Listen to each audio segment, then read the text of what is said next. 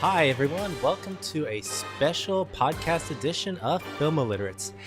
Actually, we're going to cut this music. This music sounds way too epic. Let's switch it up a bit. All right, there we go. Something a little bit more lighthearted and whimsical. So, hey, guys, this is Nathan Stone, or that guy with the hat. And I'm joined here again by your two favorite hosts of the show, Joe Campbell from Drizzly Gray, Washington. Say hi, Joe. Hey guys, how's it going? I'm Joe, the dude. He's the dude, you know? The dude. Yeah, and we have also here in sunny San Diego, Alex Patton. Say hi, Alex. Hey, everyone.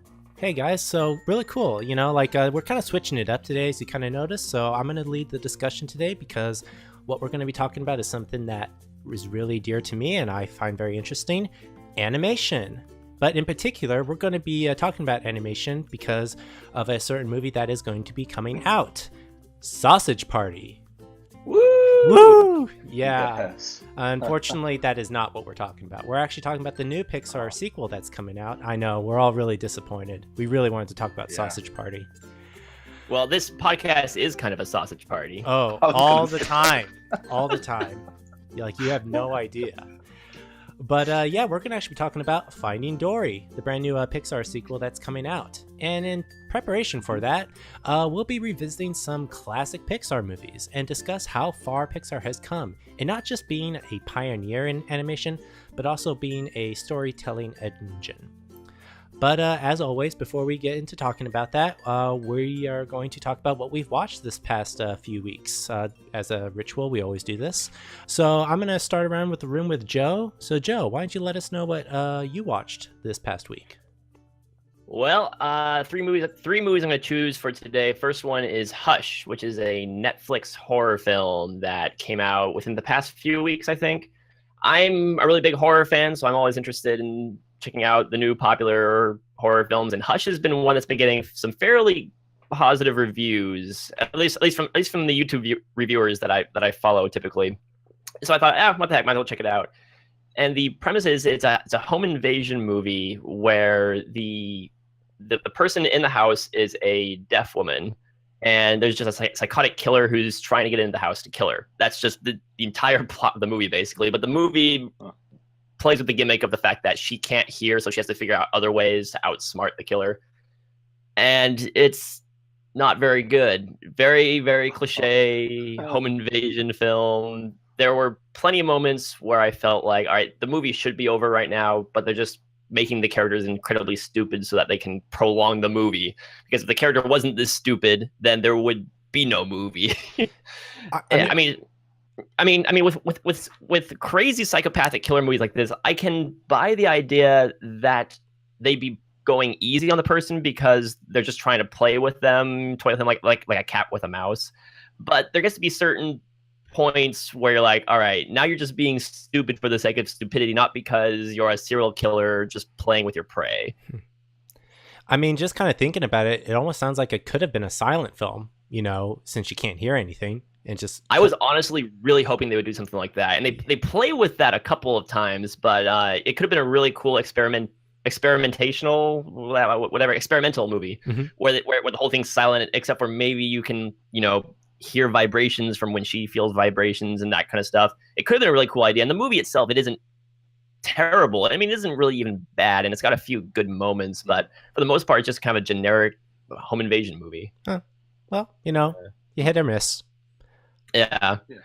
The second movie I'm going to talk about is The Usual Suspects, and this is my second time watching this film. The first time I watched it was in college, actually, where it blew me away. And I'm not going to spoil the ending here, just let everyone know in advance, because that's kind of the big thing about the movie. That's got this twist ending. But watching it this time, and it was interesting because I still really like the movie, and it's a great movie. I didn't love it as much as I did before, and I think part of that is watching it through this time, I'm starting to realize that for most of the movie, it's just a very, very well done crime film. And it doesn't do a whole lot to elevate it above that. until that ending. And I think that ending is why everyone remembers this movie so well, is because it does come kind of out of the blue. The whole film is about misdirection, and that made such a huge impact on viewers that they're willing to kind of overlook the fact that the rest of the movie is just kind of a overly complicated but well done thriller. And on top of that, Kevin Spacey is fantastic. And this was back when Kevin Spacey wasn't as mainstream as he is now. Yeah, he was doing a lot of weird films back in those days.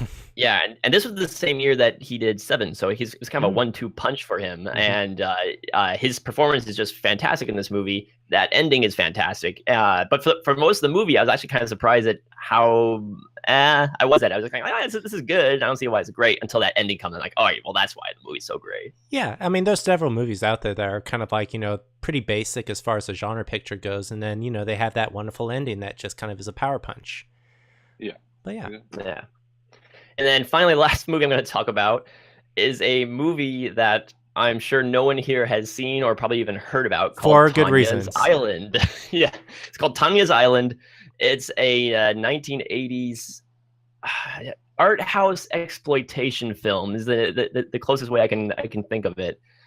Basically, it's a movie about a woman, and she's an actress in commercials, but she's in an abusive relationship. And so to kind of escape from this abusive relationship, she imagines she's on an island with her abusive boyfriend, but he's like slightly less abusive in her fantasies.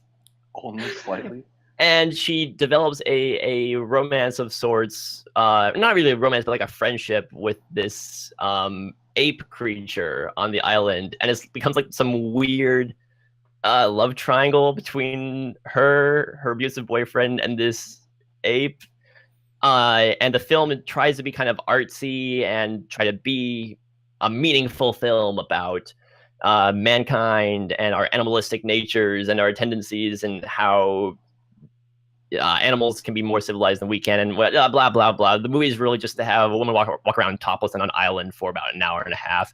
Man, it kind of almost sounds like the alternate, like R-rated version of Where the Wild Things Are. Yeah, well, it's interesting because this came out the same year as Blue Lagoon, and I'm wondering, I don't know the exact release date, but I'm wondering if it came out because of Blue Lagoon and just trying to be this kind of weird, artistic, experimental kind of thing, but in reality, they just wanted to have a woman walk around topless for a while. It's so bad, guys. Joe, are you insinuating that studios back in the day would spy on other studios to steal their ideas? No, because that's never happened before. By the way, we're talking about Pixar films, right? So what about Finding Nemo and Shark Tale, eh? Oh yeah, exactly. Both of them seem pretty original. Very. So anyway, I like watching B movies. This is just one that happened to come on my radar because I saw it mentioned on Trailers from Hell, actually, and I just like whatever, just found it online, and this isn't one of my prouder films that I've seen. Huh. Nice. You forgive and forget. All right. I'm not going to forget I'm not going to forgive it either. Yeah, as you shouldn't. All right, Alex, why don't you go next? What did you watch or listen to or did this past week? I actually saw a few movies. I saw The Jungle Book in theaters about like a week or two ago. Oh, nice. Yeah, I thought it was pretty good. I feel like that it's just really it's a crowd pleaser movie. It's nothing too really it's nothing too great, but it's not terrible at all. The like the CG and the effects are fantastic on that. I think that's really the standout of the film. Mm-hmm. We're gonna say? No? Oh yeah, I was gonna say, of all like the recent like live action remakes they've been doing of Disney classics, it's probably one of my favorite, actually, because I saw this movie too. And as far as like just a good adaptation of it, it was good. It was good, but I won't steal your thunder. Keep going. Oh yeah, no, I agree with you. Yeah, it's definitely a good adaptation. It's like there's nothing terribly wrong with the movie, but it's just kind of not that, like I said, not that great either. The voice acting is always fantastic. I like that. Bill Murray was a perfect fit, and then just everyone else, the rest of the cast is great. Christopher I was Walken. happy to see. Christopher Walken as King Louis. Maybe except for that. I don't know. Oh, come on. He was the best. He was the best. He was great up until he started singing. And then it kind of got like a little... No, that's what made it like fantastic for me, is listening to Chris Walken sing. I swear, like, I kind of rolled my eyes while I was watching the film at theaters. Like, oh no. Why are they doing this? Can I just say that the whole King Louis sequence was so wonderfully bizarre that it was my favorite part of the movie? that was my favorite part, because I'm just imagining Chris Walken like in the room when he signed the contract. He's like, "Look, I'm not gonna do this movie unless I sing the song." It's incredibly out of place, and I think that's why I loved it, is because it stands out like a sore thumb, and it was hilarious. Yeah, I guess it does have that. I mean, the rest of the scene was great. Like the whole, I guess, fight between all the monkeys. Mm-hmm. That was really cool to watch. Cool. But man, just that singing, I wasn't a fan of it, man. Nice. But other than that, I watched actually a short documentary. Not really short, but I watched a documentary on the pro tournament of Magic the Gathering. And this is a game that I've a few friends that are really into, and so they've been trying to get me into checking the game out. I've just said no until I watch the documentary, and it's the documentary itself is okay. It's not really that incredibly engaging unless you're already interested in learning about about Magic the Gathering, and specifically about the Pro Tour, because it follows a few of the top players and just kind of their journey from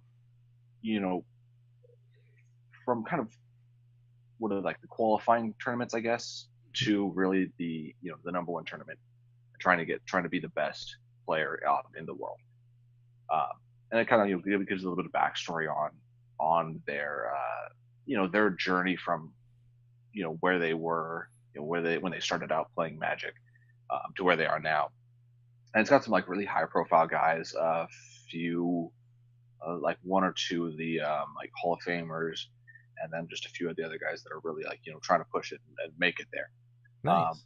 But yeah, it's a decent documentary if you're interested in checking out Magic the Gathering. Mm-hmm. It's pretty cool to look at, but as far as like an actual rating it on the actual film itself, it's just okay. Okay.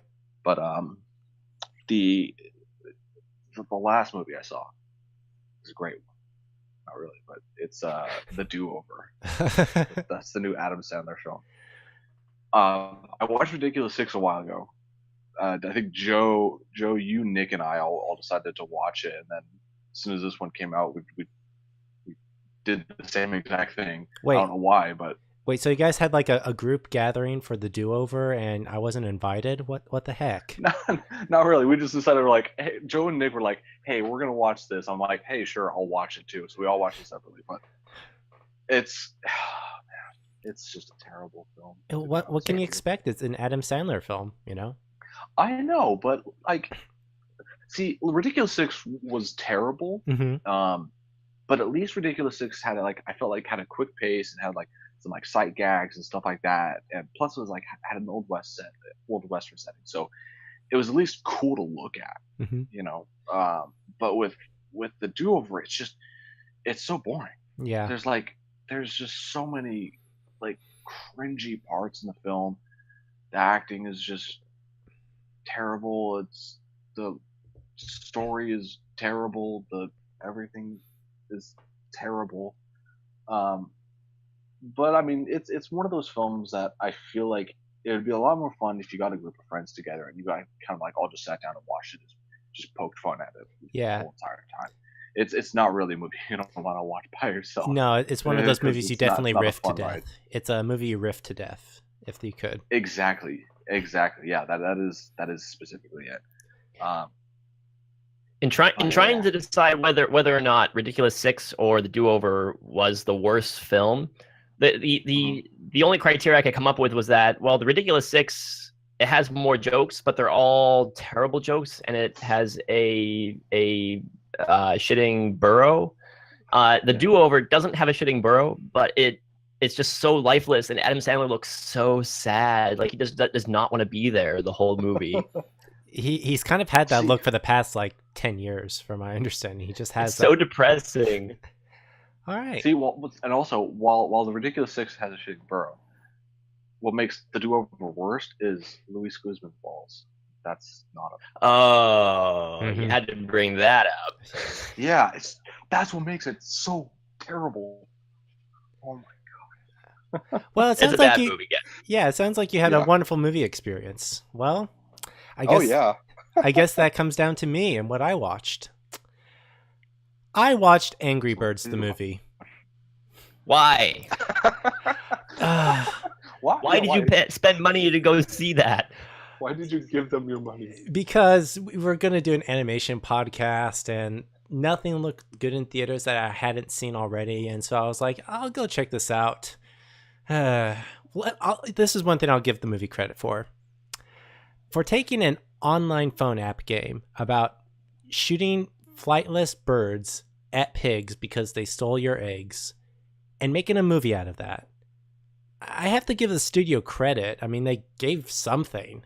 It's better than what it could have been. It's not better. I'm not saying it was great. But no, it was just a very, very disappointing. I kind of went in for just a real cheap laugh, and I was kind of laughing in the beginning, and then slowly afterwards I was like, okay, it's birds farting fireworks and exploding and potty humor, and yeah, wonderful.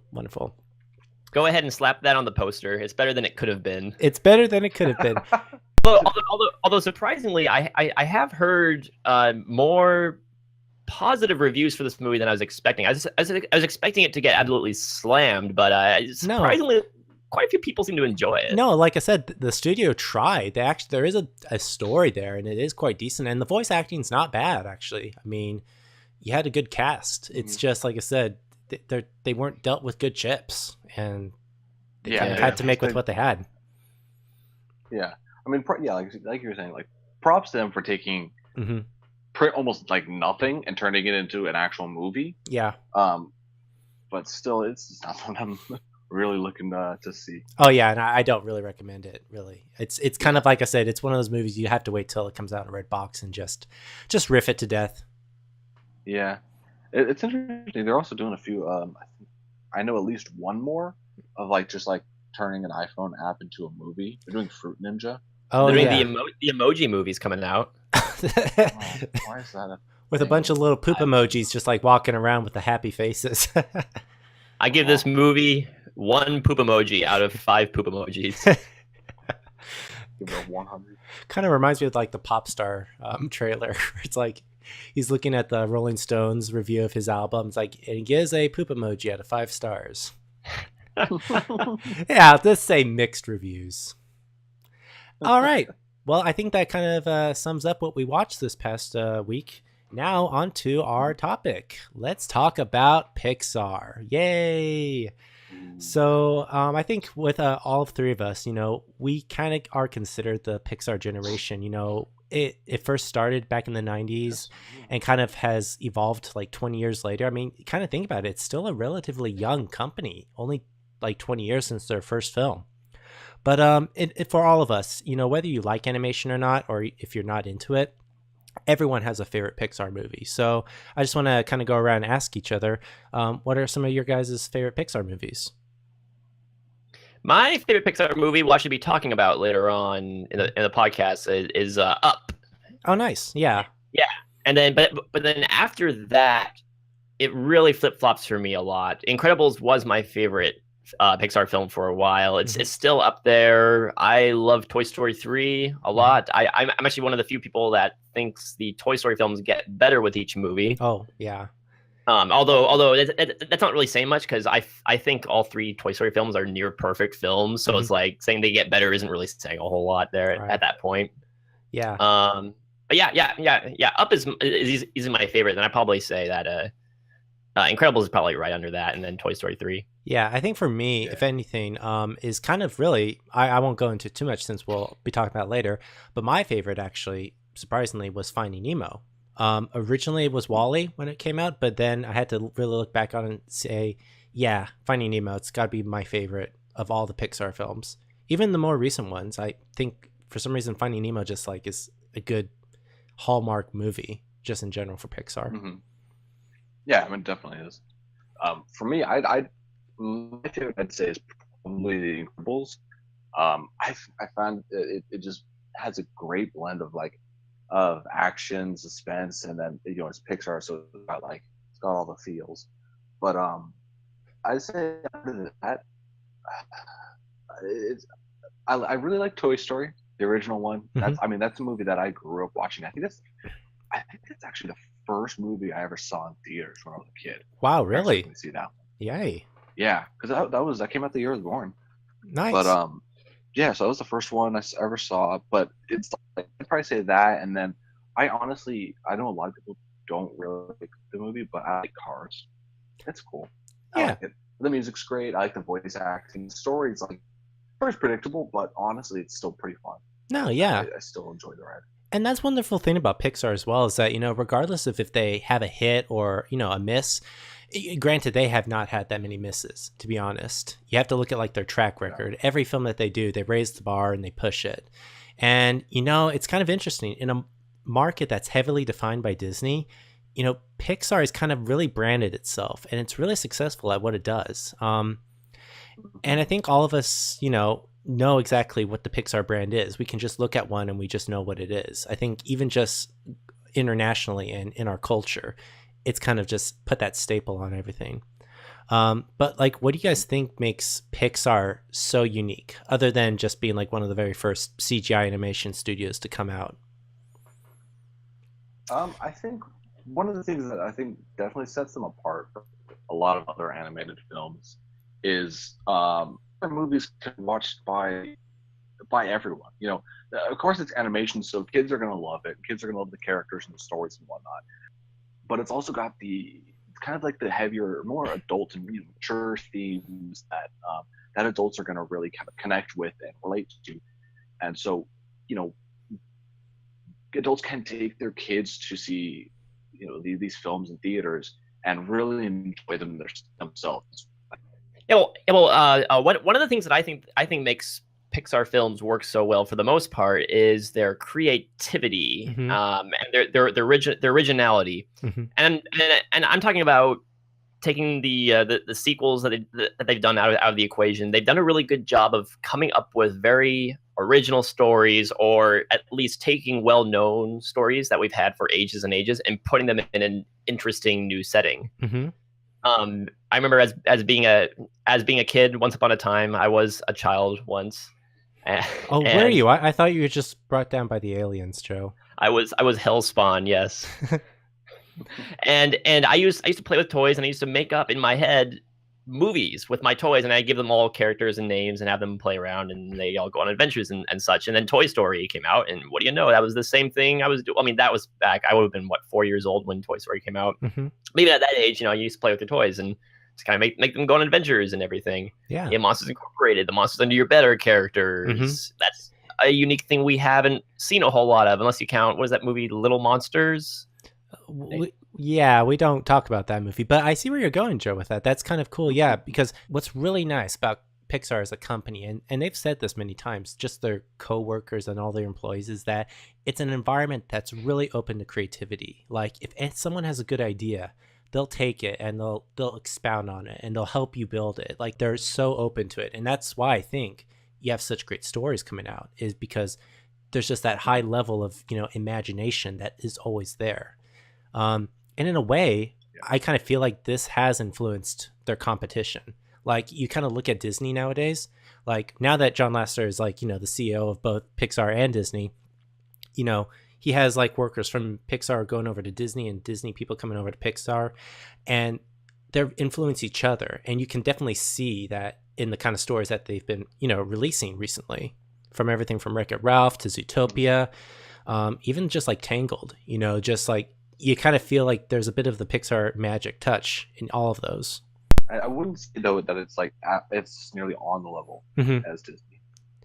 Yeah, Disney's definitely still branding itself differently. In fact, I think one thing that sets Disney apart is, I've noticed this, is that Disney uses a lot more pop culture references. Like they'll incorporate a lot more of those in Yes. their films. I mean, if you look at Pixar, uh, everything about it is original. Like there's nothing I can think of that, they put in their films that, would depend on something relevant in pop culture. Although they do put a couple of brands in there, especially in the first Toy Story movie, which actually is a great segue because we watched 3 Pixar movies this past week to kind of prep us for the conversation, and one of the ones that we watched was the one that started everything, which was the first Toy Story. So you guys had a chance to watch it, right? Yeah, well, actually, it's funny. It's funny enough that we decided to talk about Pixar films this week because I've been watching Pixar films just kind of naturally over the past few weeks with my daughter, who's not quite 2 years old. I've been watching Pixar films around her, and one of those was Toy Story.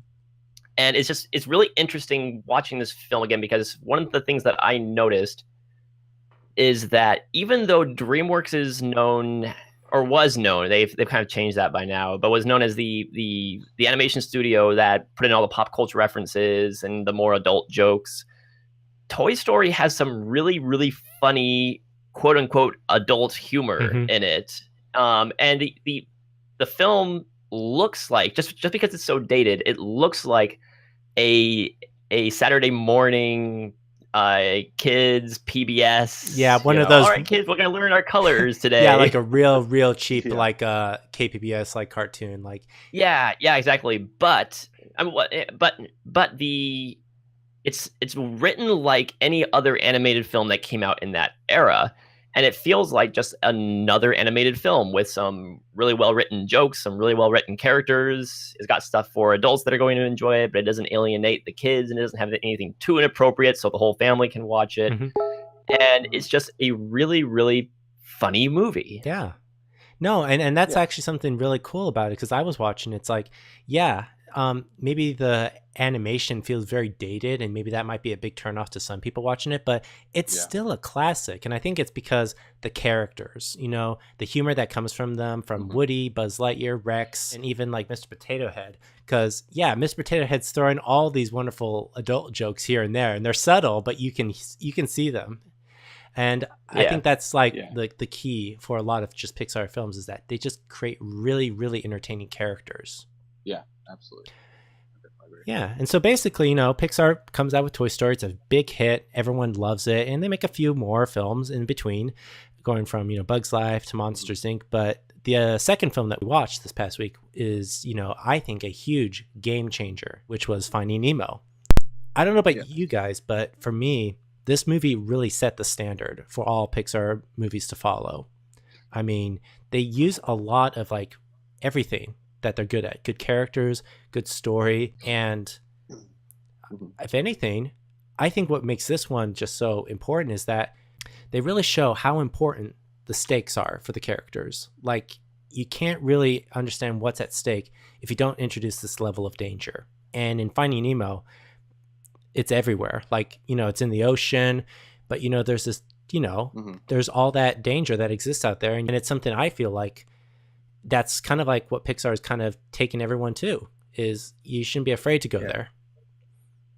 Well, I was 12 years old when Finding Nemo came out. I saw it multiple times in theaters. At the time, it was my favorite Pixar film. That's since changed because they've gone on to make more films that have evolved upon the things that Finding Nemo has set up.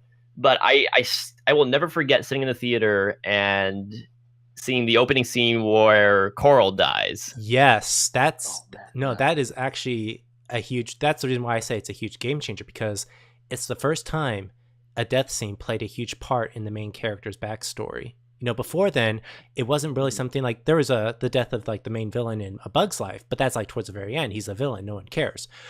But the fact that you start off your film with a death scene like that influences Marlin, the father, and how that influences how he's very overprotective of Nemo. That just propels the story in a huge new direction. Because I keep thinking, if they didn't have that scene, you would just see Nemo's father as like being really overbearing and just be like, the The Little Mermaid all over again. You just couldn't relate to him. But because that's in there, Yeah. it feels like you can understand where Marlon's coming from. And I feel like that's the reason why that film is such a great, kids as well as an adult film, because both audiences can relate to it. And that's a really gutsy move for a G-rated film. Also, I mean, how many movies can you say open up with the main character's entire family being massacred? I mean, other than Machete, of course, that opened up with it. But it's just really interesting that they would try to pull something like that in a G-rated film, and it really goes to show. This is a quick sidetrack because this is related, but it's something that really annoys me is that a lot of people today, I've been seeing people arguing about how we need to see an R-rated Star Wars film or R-rated film based on a franchise that is usually family friendly. And I'm thinking, why? I mean, just because it's R-rated or just because it's quote unquote darker doesn't necessarily mean you're going to get a better story. Case in point, Finding Nemo, a G-rated movie that goes to some pretty dark places, and yet it still is. It's family friendly, but it's a very, very high quality film. Yeah. So it's just really interesting to me. I mean, certainly other franchises can use the R rating to their advantage, but I don't think that necessarily says, oh, if it's R rated, it's definitely going to be a more mature film. No, yeah, and kind of one thing I love about Finding Nemo is like, yeah, there is all this evidence of like, if the characters don't succeed, they will die, but they never go to the length of showing it actually on screen. I mean, yeah, Coral dies in the very beginning, but it's all done off screen. You just know that she's gone and she's out of the picture. And everyone says, well, what happens if we can't get an R-rated Star Wars film? Well, for those people, it's kind of more if I feel like they just want the shock value. Whereas when Pixar uses stuff like that, it's more of just, this needs to happen to the character. They need to go there. So that way we care more about them. Because at the very end, you want Marlin and Nemo to be reunited. And that's what makes, the reunion so much more fulfilling. By the way, whenever any one of us says Coral, I'm just picturing Rick Grimes from The Walking Dead saying it. You had to take it there, didn't you? Speaking of dead scenes.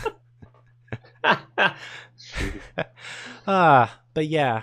So yeah, Finding Nemo, that really set the bar for Pixar. And since then, we had probably, I think, the next film that we watched, which I think is also one of Pixar's greatest achievements, Up. In my opinion, I don't know about you guys, but it's the best example of everything Pixar is great at.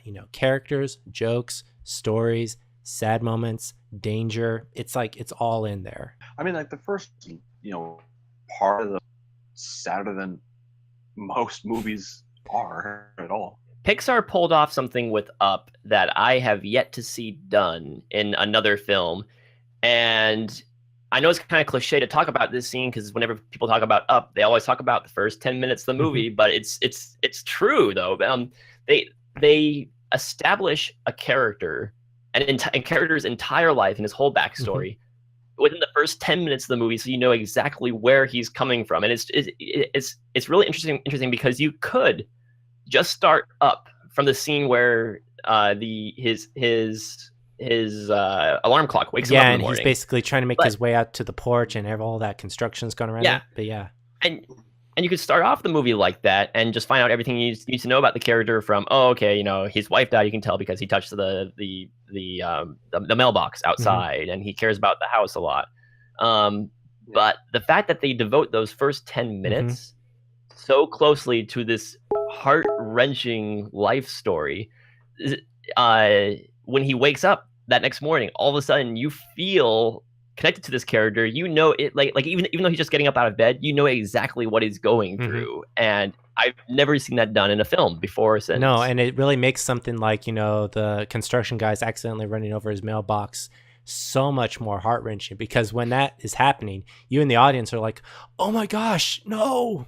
And it's like, it's so cool that Pixar can still do that. It makes us, that's why I think it's so amazing that they are able to take those kinds of leaps, because, and this is something I actually want to talk about, is the reason why I think, it's kind of, Pixar's not just only for adults and children, is because Pixar, in a way, and I've seen this, especially with the Toy Story films, they're telling their stories as if their audience is growing up with them.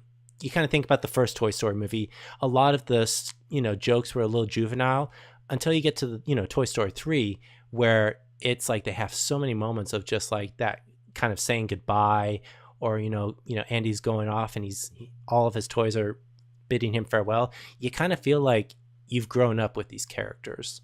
And the same thing with Up. It's like, I think having us grow up with the old man and seeing what he's been through just makes us really much more attached to him. And that's why I think like all those scenes just are much more heartbreaking, just because it's like we feel it with them. I mean, to talk about growing up with Toy Story. I mean, three of us are pretty much the same age, and we, based on when the Toy Story films came out, we pretty much grew up with that series, with those sequels. I mean, I remember like the year Toy Story 3 came out, Andy Goes to College was like the year I went to college. So it's definitely something that's it's kind of close to home, if anything. So it's like, yeah.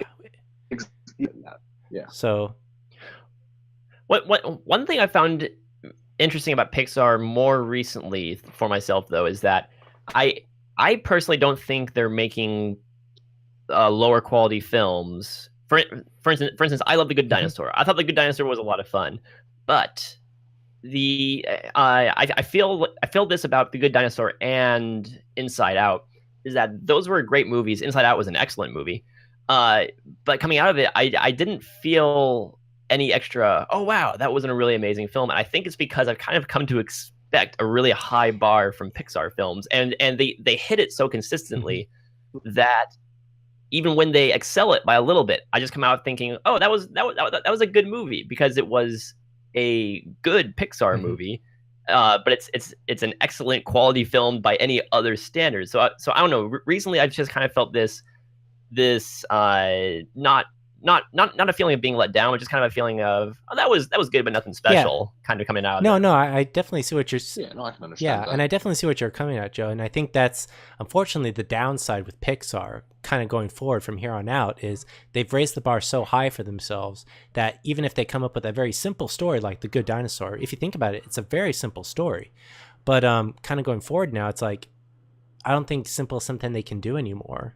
They have to kind of almost get really complex, unless like, then we have that expectation now. But I feel like as long as like they understand like who the character is, what the character needs to go through, and if anything, just creating that experience for us, I think that's what makes, any Pixar movie worth watching. Yeah, I agree. Yeah. Pixar's always great with, creating original content. And then they come out with sequels. Just because, they know that there's a market for that, and a lot of these characters they want to see again. But, you take a look at like its previous sequels. I'm not including the Toy Story trilogy just because in a way it's its own thing. But, you look at stuff like Monsters Universities and Cars 2. They're kind of more of the forgettable, like more of the black sheeps of Pixar. And I want to actually ask you guys, why are these ones a little bit more forgettable? Well, I think it varies from film to film. Monsters Incorporated took a very unique concept that's in a way something very relatable that we all feel like we've gone through. The monsters in the closet sort of thing. I feel like we've all gone through that at some point as kids, and they made that into a movie. That's kind of a one-off sort of deal, because you make a sequel, well, the originality isn't there anymore, the freshness isn't there anymore. So it's just exploring more in this same world. And Monsters University, I think, is a fine movie. I actually enjoy all the Pixar sequels that aren't. I mean, again, the Toy Story films aside, I enjoy all the other sequels, but Monsters University, it's a little bit more forgettable because it's just kind of a side movie. It feels more like a straight to DVD kind of story, which is fine. It was a really fun movie. I actually really kind of love Cars 2 though, the reason I love it is because it's a great James Bond spoof. It is not a deep movie. It's not an incredibly well-made movie. It's a very entertaining movie. It's Cars 2 is a summer blockbuster of Pixar films. I know. But its biggest mistake is making Mater the main character, Yeah. which is something Jurassic Park Yeah. did. I think Independence Day 2 is going to do. They take these comedic side characters and they make them the main vehicle. Get it? Vehicle, because it's Yeah. cars, Ha of the movie, and it brings it down because they're meant to be the side comic relief. It's basically taking like Jar Jar Binks from episode 1 and doing a whole movie on that. It's, I know there's some people who would want to go see that. I mean, but... I wouldn't say Mater Jar Jar Binks standalone film, guys. Oh no, please don't. And okay, so we can all agree, like, you know, they're not bad movies. It's just, you know, there's nothing memorable about them, which comes to, you know, the sequel that's coming up, Finding Dory. I mean, kind of like you guys have seen the teasers, the trailers.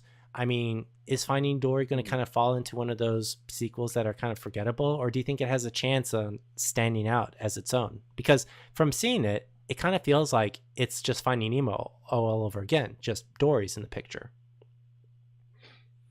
Yeah, I feel like it's gonna go that route. I think I want to say it's gonna be better than other of the sequels, but I don't think it's gonna be nearly on par with any like the standalone films. Yeah. I'm looking forward to Finding Dory. I loved Finding Nemo. Finding Nemo is one of those films that was a very memorable experience in the theater for me. So of course I'm going to go see Finding Dory. I'm probably going to enjoy it. I'm probably going to love it. It's probably going to be a lot of fun. From the newest trailer that came out a few weeks ago, I think at this point, it looks like the exact same freaking story as Finding Nemo, though. Pretty much. I mean, complete with the person getting lost and then being scooped up by humans and put into some sort of aquarium of sorts, and then the other characters have to go find him, which is fine, whatever. It's a Finding Nemo sequel that's doing the exact same thing. I'll watch it. I'll probably enjoy it. It's not going to be anything special, though. I guess what kind of just I find a little disheartening about it is, you know, well, actually not disheartening, but like Pixar's come out and it has said, like, you know, we won't really make a sequel to a film unless there's a story to tell that we haven't told yet. It's been the case for like hopefully a lot of films that they've done. And you guys make a point, you know, Finding Dory feels like it's going to be like Finding Nemo again. But I guess I'm kind of just filled with the hope of just they might be introducing something about Dory's backstory that maybe they weren't able to cover in the first one. And, you know, because her backstory is kind of a mystery. And, you know, I think that's the one reason why they wanted to bring this to the screen is because there's a story there. So hopefully they can maybe show us something different. Hopefully they can put something in there, but you never know. I'm just happy that they're finally making a sequel to the one Pixar film that everyone has been begging for a sequel, and that is The Incredibles. However, I'm just a touch worried because I'm a strong believer in that creators should be able to make the films that they want to make. And so if they think that they have a story for a certain film, they should go ahead and pursue that story. Now, the fact that they haven't made an Incredible sequel yet tells me that they haven't really had any ideas for an Incredible sequel, and nothing's really come to mind. And yeah, their sequels have been weaker, but, you know, they had an idea for Monsters University, you know, the Monsters Incorporated spinoff in Monsters University. Finding Dory. No one asked for a Finding Nemo sequel, but obviously they had an idea there. So I'm a little worried that they're just caving to people saying, we want an Incredible sequel. Now they're going to be forced to think of, all right, well, let's try to think up a sequel to Incredibles because that's what people want. And it's not going to be as organic. I mean, that could be totally unfounded. Who knows? I'm happy we're getting this movie because I love these characters. The first one was set up for so many different opportunities for a sequel. I'm just a little bit worried that because they're caving to what the audience wants, we might get something a little bit subpar, but we'll see. We can definitely see. I mean, I guess, like I said, going back to this whole idea filled with hope of, you know, and I'm talking about Incredibles 2 at this point. I think the reason maybe why, like I said, they held off on it so long is because maybe at the time, you're right, Joe, they probably didn't have a story to tell. One of the beautiful phenomenons, actually, in revisiting some of the Pixar movies is I looked at a lot of the ones that Pete Docter specifically headed up. He's done Monsters, Inc. He did Up. He also did the recent one that came out, Inside Out. And you look at them, you look at Boo from Monsters, Inc., and you look at Riley from Inside Out, and it's almost like he got this inspiration for these ideas from his daughter and watching her grow up. And so kind of just thinking now about, The Incredibles, it's a family, we have Dash, we have Violet, we have Helen, and you have Mr. Incredible, and as well as Jack Jack. I don't know how old they're going to be in this one, but obviously, Brad Bird probably had some experience as a parent to actually explore his children and actually see, is there more to tell? Because I feel like, what made all these characters just work in Pixar films in general is they're almost like family to these creators, and they want to see their family grow and mature, and they want to explore these things. So, if there's something worth sharing, I think hopefully it's something original. So it won't feel like it's a knockoff of like, oh, because the audience wants it, we're going to get it. No, I feel like they do have something to say. And that's the hope I have with Pixar. Absolutely. All right, cool. Well, I think this was a really fun talk. If there's anything else you guys want to say in general about Pixar movies, my favorite Pixar movie is Fritz the Cat. And Up was the weirdest film about erectile dysfunction I've ever seen. There you go, guys. All This right. just bumped it up to 18 plus now for our review. So Joe, thank you so much for increasing the rating. You had to wait to the end, but you did it. Anytime. All right, guys. Well, thank you so much for joining us for this podcast edition of Film Illiterates. If you guys like to follow us, please follow us on our website at www.filmilliterates.com, and be sure to check us out on Facebook or Twitter. We always have updates going on, and whatever Joe feels like posting, he'll post that. Whatever Alex feels like he's doing, he'll do that. But yeah, be sure to catch us next time when we have our podcast, and always keep watching us, and be sure to check out our videos. Sweet. Keep it easy. Keep it easy. Easy peasy. Keep it easy, Ryder. Easy Ryder. Yeah, that's up.